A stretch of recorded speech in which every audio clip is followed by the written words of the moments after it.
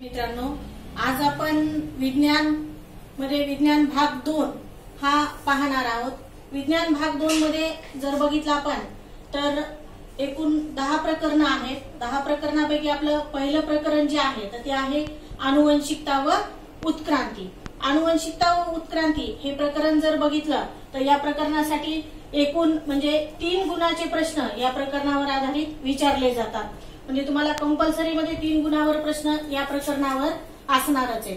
आणि विकल्पासह जर बघितले आपण तर 5 गुणावर आधारित प्रश्न जे आहेत तर ते या प्रकरणावर विचारले जातात। आता आनुवंशिकता व उत्क्रांती या प्रकरणामध्ये जर आपल्याला बघितलं तर आपल्याला एकूण 8 घटक या ठिकाणी पाहायचे आहेत। तर या 8 घटकामध्ये जर बघितलं तर पहिला घटक जो आहे तर तो आहे आनुवंशिकता व आनुवंशिक बदल। त्यानंतर दुसरा घटक जर बघितला आपण तर तो आहे प्रतिलेखन, भाषांतरण व स्थानांतरण। त्यानंतर तिसरा घटक जर आपण बघितला तर तो आहे उत्क्रांती। आणि त्यानंतर चौथा घटक जर आपण बघितला तर तो आहे उत्क्रांतीचे पुरावे। आणि त्यानंतर पाचवा घटक जर बघितला आपण तर डार्विनचा नैसर्गिक निवडीचा सिद्धांत हा घटक आपल्याला या ठिकाणी पाहायचा आहे। त्यानंतर 6वा घटक जर बघितला तर तो आहे लॅमार्क वाद। 7व्या घटकामध्ये आपल्याला जाती उद्भव बघायचा आहे। आणि एकंदरीत 8व्या घटकामध्ये जर बघितलं आपण तर मानवी उत्क्रांती ही कशी होत गेली हे आपण या शेवटच्या घटकामध्ये पाहणार आहोत। म्हणजे एकूण आपल्याला टोटल जर बघितलं तर 8 घटक आपल्याला या पाठामध्ये पाहायचे आहे, आनुवंशिकता व उत्क्रांती। विद्यार्थी मित्रांनो, तुम्हाला मी पूर्ण प्रश्नपत्रिकेचं स्वरूप त्याबरोबरच जर बघितलं आपण तर घटकनिहाय गुणविभागणी ही पीडीएफ सुद्धा तुम्हाला पाठवलेली आहे। निश्चितच तुम्ही ती पीडीएफ त्या ठिकाणी पाहिलेली असेल। विद्यार्थी मित्रांनो, आपल्याला आनुवंशिकता व उत्क्रांती हे प्रकरण आपल्याला आज अभ्यासायचे आहे। आता हे प्रकरण अभ्यासताना तुमच्या पुस्तकामध्ये सुरुवातीलाच दिलेले की थोडं आठवूया। आता थोडं आठवूया म्हणजे काय की या ठिकाणी तुम्हाला 3 प्रश्न हे दिलेले आहेत, पहिला, दुसरा आणि तिसरा। हे प्रश्न जर बघितले आपण तर मागच्या वर्गामध्ये आपण म्हणजे 9वी मध्ये जर बघितलं आपण तर याचा सगळ्यांचा आपण अभ्यास हा केलेला आहे। आता हे प्रकरण अभ्यासताना जर बघितलं आपण तर या 3 गोष्टी आपल्याला या ठिकाणी माहिती पाहिजे। ह्या जर तुम्हाला माहिती नसतील तर या प्रकरणामध्ये तुम्हाला काहीही कळणार नाही। तर यामधला पहिला प्रश्न जो दिलेला आहे, सजीवांच्या पेशी केंद्रकातील आनुवंशिक गुणधर्म वाहून नेणारा घटक कोणता? आता सजीवांच्या पेशी केंद्रकातील आनुवंशिक गुणधर्म वाहून नेणारा घटक जर बघितला आपण तर तो कोणता आहे हे तुम्हाला या ठिकाणी आधी माहिती पाहिजे। तर हा घटक जर बघितला आपण तर तो कोणता आहे? केंद्रक आम्ले व प्रथिने म्हणजेच गुणसूत्र हा होय।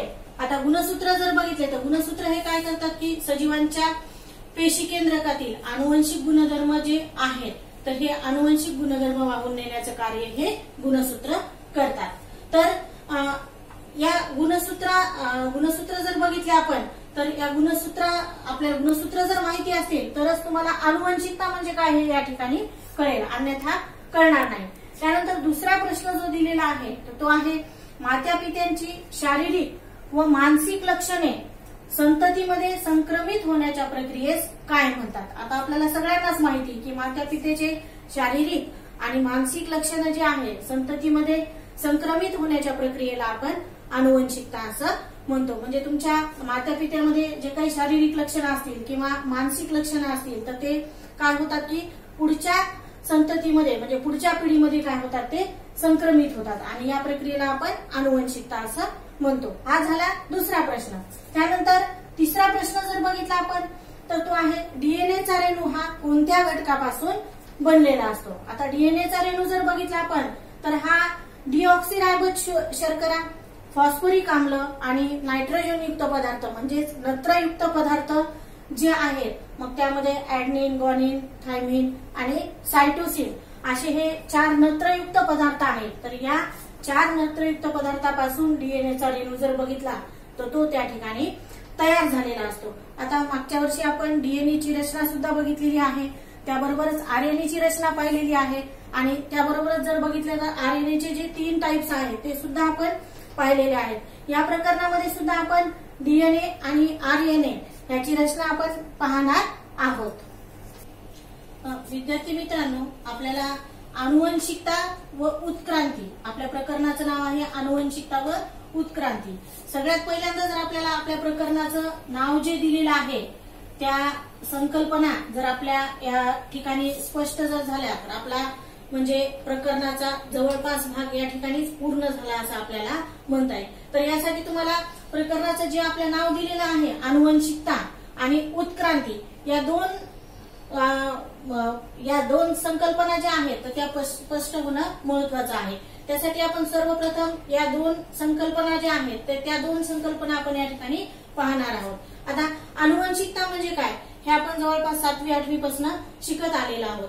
आनुवंशिकता म्हणजे एका पिढीतले जैविक लक्षणं जे आहेत तर ते पुढच्या पिढीमध्ये संक्रमित होण्याची प्रक्रिया म्हणजे आनुवंशिकता होय. हे आपण 7वी-8वी पासून पाहत आलेलो आहोत.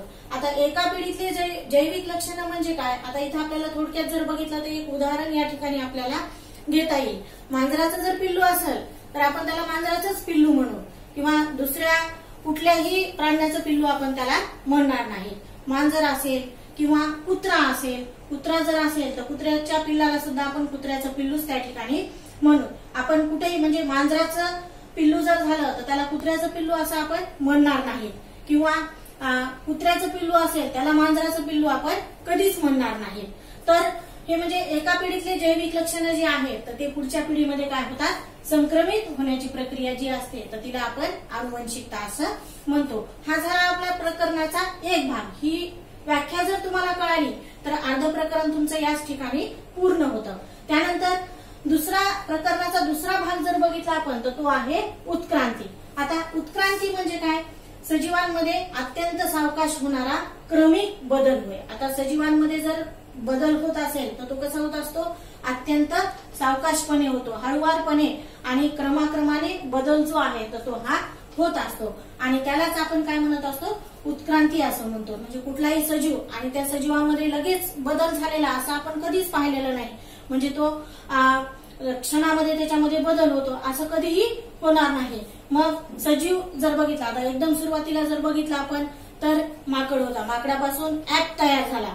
तर याच्यासाठी खूप मोठा कालावधी त्या ठिकाणी हा लोटलेला आहे. मग उत्क्रांती म्हणजे काय, तर सजीवांमध्ये अत्यंत सावकाश होणारा क्रमिक बदल आणि हा बदल जो आहे तर तो खूप हळुवारपणे त्या ठिकाणी हा होत असतो. म्हणूनच मग माकडापासून जो मानव तयार झालेला आहे तर यासाठी खूप मोठा कालावधी हा त्या ठिकाणी लोटलेला आहे. तर हे सुद्धा आपण शेवटच्या टप्प्यामध्ये किंवा शेवटच्या घटकामध्ये आपण पाहणार आहोत. आता ह्या दोन जर संकल्पना तुमच्या पूर्णपणे या ठिकाणी जर स्पष्ट झालेल्या असतील तर आपल्याला पुढचा घटक या ठिकाणी पाहता येईल किंवा बराचसा तुम्हाला या दोन संकल्पनेमध्येच या दोन आनुवंशिकता आणि उत्क्रांती या दोन घटकामध्ये जर बघितलं तर तुमचा या ठिकाणी पूर्ण धडा या ठिकाणी तुम्हाला समजला असं आपल्याला या ठिकाणी म्हणता येईल. यानंतर आपण पुढचा घटक पाहणार आहोत. पण यानंतर आपण आनुवंशिक बदल कसा होत गेला आणि किंवा आनुवंशिकतेबद्दलचा इतिहास जो आहे तो आपण या ठिकाणी जाणून घेणार आहोत.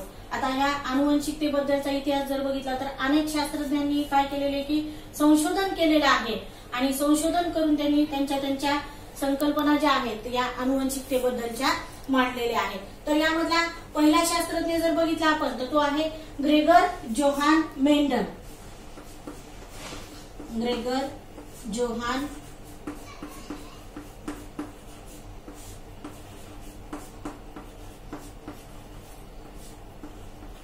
ग्रेगर जोहान मेंडल यांनी जर बघितलं आपण तर 1886 मध्ये आधुनिक आनुवंशिकीचा प्रारंभ याविषयी त्यांनी काय केलेला आहे, अभ्यास केलेला आहे.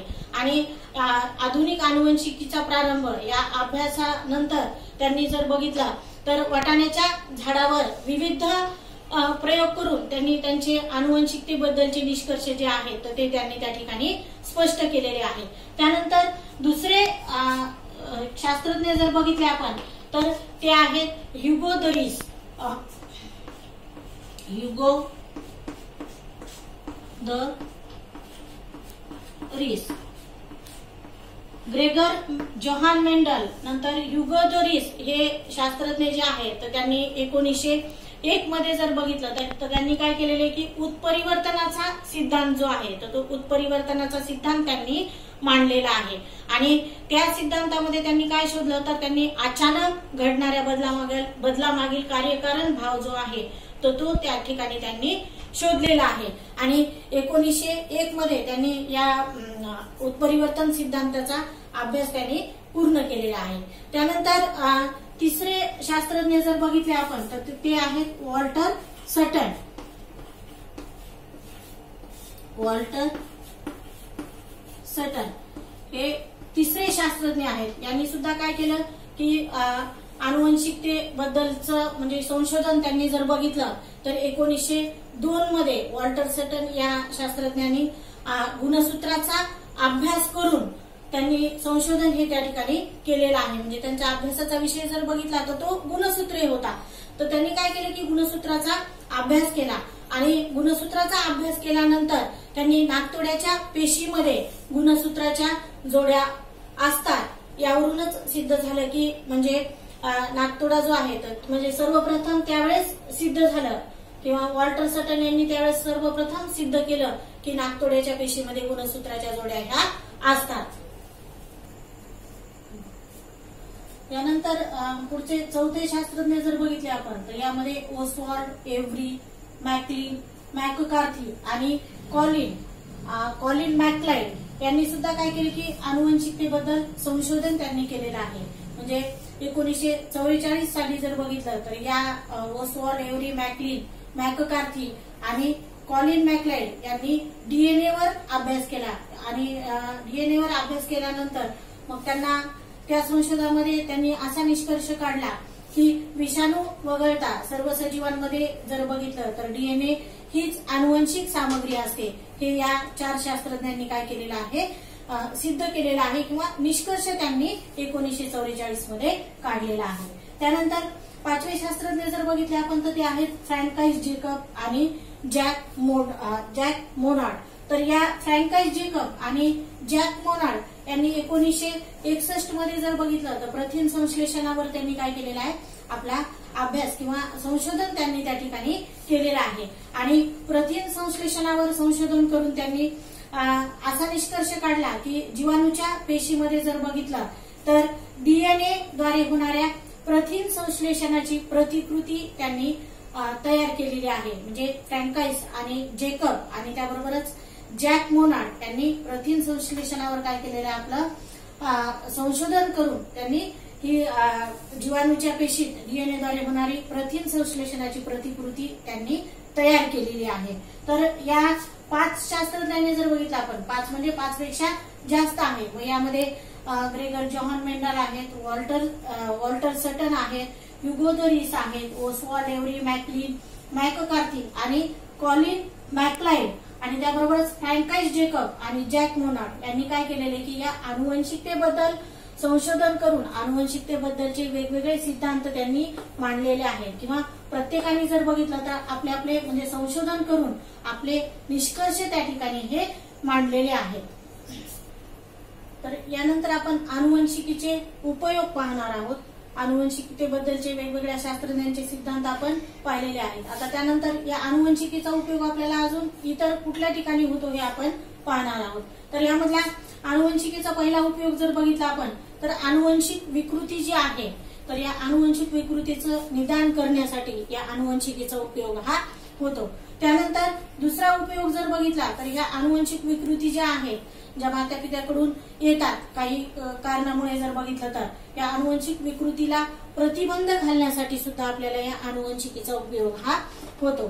त्यानंतर तिसरा उपयोग जर बघितला आपण तर या ज्या विकृती आहेत आनुवंशिक विकृती ज्या आहेत तर त्याच्यावर उपचार करण्यासाठी सुद्धा आपल्याला आनुवंशिकीचा उपयोग हा होतो. आणि त्यानंतर चौथा उपयोग जर बघितला आपण तर सूक्ष्मजीव जे आहेत ज्याला आपण म्हणजे मायक्रो ऑर्गॅनिझम म्हणतो या असे सूक्ष्मजीव जे आहेत या सूक्ष्मजीवांचा ज्या ठिकाणी वापर होतो अशा औद्योगिक प्रक्रियेमध्ये सुद्धा या आनुवंशिकीचा उपयोग आपल्याला होतो.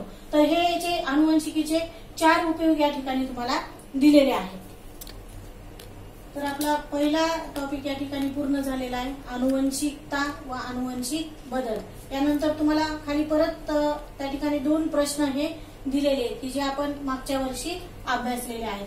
तर त्यामध्ये पहिला प्रश्न जो आहे तर तो आहे डीएनए व आरएनए प्रकाराच्या आकृत्या काढा आणि त्याची माहिती सांगा. हे आपण मागच्या वर्षी डिटेलमध्ये अभ्यासलेलं आहे. तर एक थोडक्यात तुम्हाला या ठिकाणी ही जर बघितली आपण तर ही आहे डीएनएची आकृती. आता डीएनएची आकृती जर बघितली आपण तर यामध्ये आपल्याला द्विसर्पिलाकार रचना या डीएनएच्या आकृतीमध्ये ही आपल्याला आढळून येते. आता ही द्विसर्पिलाकार रचना बघितलं म्हणजे डीएनए जर बघितला आपण तर हा 2 धाग्यापासून हा तयार झालेला आहे. डीएनएचा हा एक धागा आणि हा दुसरा धागा, या 2 धाग्यापासून काय झालेला आहे डीएनए हा तयार झालेला आहे. तर याचे डीएनएचे हे 2 धागे जर बघितले आपण तर हे कशापासून तयार झालेले आहेत, न्यूक्लियोटाइड याला आपल्याला म्हणता येईल. तर हे 2 धागे जे आहेत तर हे शर्करा आणि फॉस्फोरिक आम्ल याच्यापासून हे 2 धागे हे तयार झालेले आहेत. आणि त्यामध्ये जर बघितलं आपण तर नायट्रोजन युक्त पदार्थाच्या जोड्या ज्या आहेत तर या डीएनए मध्ये आपल्याला ह्या आढळून येतात. आता नायट्रोजन युक्त पदार्थाच्या जोड्या म्हणजे काय, तर यामध्ये जर बघितलं आपण तर ऍडनिन आहे आणि थायमिन आहे. अशी ही एक जोडी आपल्याला ऍडनिन आणि थायमिनची आढळून येते. आणि त्याच्यानंतर दुसरी जोडी जर बघितली आपण तर ती आहे ग्वानिन आणि सायटोसिनची. अशी दुसरी जोडी आपल्याला या डीएनए मध्ये ही आढळून येते. आपण मागच्या वर्षी शिकलेलो आहोत की थोडक्यात एक आपल्याला उदाहरण या ठिकाणी घेता येईल अजून समजण्यासाठी. ही एक काय सीडी आहे. हे 2 जर बघितले आपण तर हे सीडीचे काय खांब या ठिकाणी तुम्हाला दिलेले आहेत. म्हणजे सीडी आहे आणि सीडीचे हे 2 खांब की जे शर्करा आणि फॉस्फोरिक आम्लापासून तयार झालेले आहेत. आणि या सीडीच्या आतमधल्या ह्या पायऱ्या ज्या आहेत तर प्रत्येक पायरी जर बघितली आपण तर एक पायरी आपल्याला ऍडनिन आणि थायमिन पासून तयार झालेली आढळून येते. दुसरी पायरी जर बघितली आपण तर ती ग्वानिन आणि सायटोसिन पासून तयार झालेली आपल्याला आढळून येते. म्हणजेच ऍडनिन आणि थायमिन, ग्वानिन आणि सायटोसिन हे काय आहेत सगळे की नायट्रोजन युक्त पदार्थ हे आहेत. आता ऍडनिन आणि ग्वानिन मिळून काय तयार होतं, प्युरिन तयार होतं. आणि सायटोसिन आणि थायमिन मिळून काय तयार होतं, पिरिमिडिन तयार होतं. आणि मग हे जे प्युरिन आणि पिरिमिडिन हे काय नायट्रोजन युक्त पदार्थ आहेत. म्हणजे थोडक्यात जर बघितलं आपण नायट्रोजन युक्त पदार्थ जर बघितले आपण तर कोणते आहेत, प्युरिन आणि पिरिमिडिन असंही आपल्याला सांगता येतं. म्हणजे विचारलं तुम्हाला नायट्रोजन युक्त पदार्थ प्युरिन आहे का पिरिमिडिन आहे तर मग त्या ठिकाणी आपण दोन्ही पण सांगणार आहेत. नायट्रोजन युक्त पदार्थ म्हणजे एक प्युरिन आणि पिरिमिडिन. मग प्युरिन हा कशाचा बनलेला असतो तर प्युरिन हा ऍडेनिन आणि ग्वानिनचा बनलेला असतो. आणि पिरिमिडिन जर विचारलं तर हा कशाचा बनलेला असतो, सायटोसिन आणि थायमिनचा बनलेला असतो. बऱ्याच वेळेला आपलं कन्फ्युजन या ठिकाणी खूप वेळेला होतं. मग काही मुलं म्हणतात नायट्रोजन युक्त पदार्थ ऍडनिन, ग्वानिन, सायटोसिन आणि थायमिन आहे. आणि मग काही जण म्हणतात की प्युरिन आहे आणि पिरिमिडिन आहे. पण आपल्याला म्हणजे आपली संकल्पना त्या ठिकाणी काय झालेली असते की पूर्णपणे क्लिअर झालेली असते. मग इथं असं जर दिलं आपण प्युरिन हा ऍडनिन आणि ग्वानिन पासून तयार झालेला आहे आणि पिरिमिडिन जर बघितला तर हा सायटोसिन आणि थायमिन पासून तयार झालेला आहे. मग या प्युरिन आणि पिरिमिडिनलाच काय म्हणतो आपण, नायट्रोजन युक्त पदार्थ. म्हणजे तुम्हाला नायट्रोजन युक्त पदार्थ जर विचारला ऍडनिन हा नायट्रोजन युक्त पदार्थ आहे का तर आपलं उत्तर होच येणार आहे. त्याच्यानंतर ग्वानिन विचारला तर तेही आपलं होच येणार आहे त्या ठिकाणी.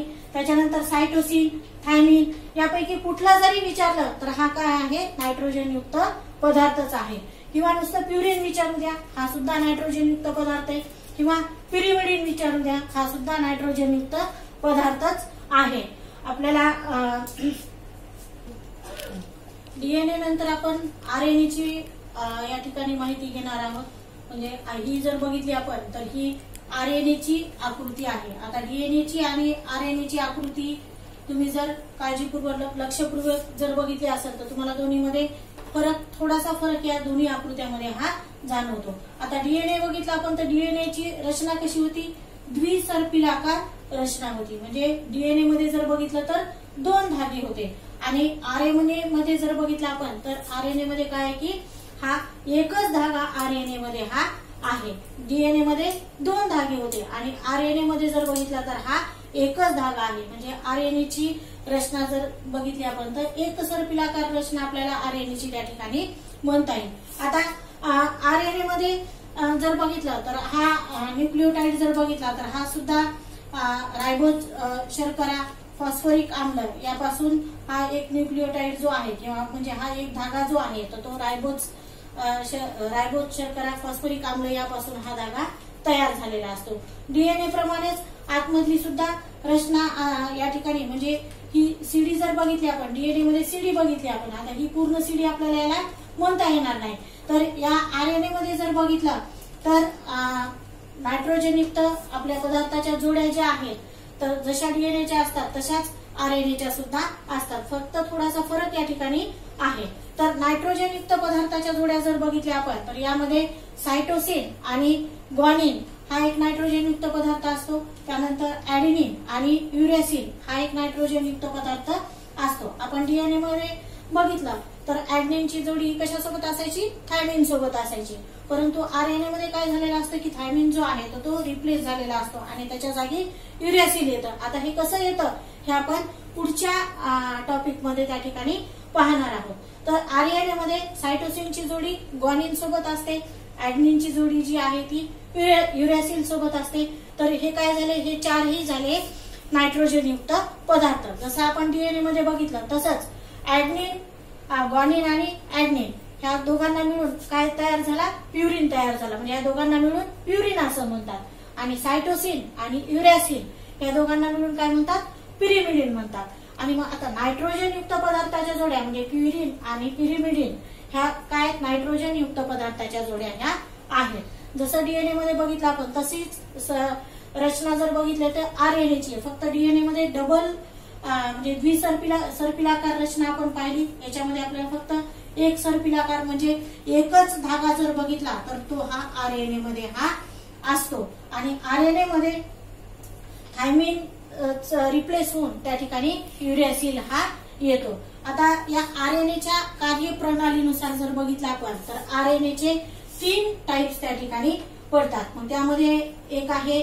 mRNA, हे आपण सविस्तरपणे मागच्या वर्षी बघितलेलं आहे, 9वीला तुम्ही हे सगळं अभ्यासलेलं आहे। याच्या कार्यप्रणालीनुसार जर बघितलं तर याचे 3 टाइप्स आहेत, त्यातला एक आहे mRNA, दुसरा जर बघितला आपण तर तो आहे tRNA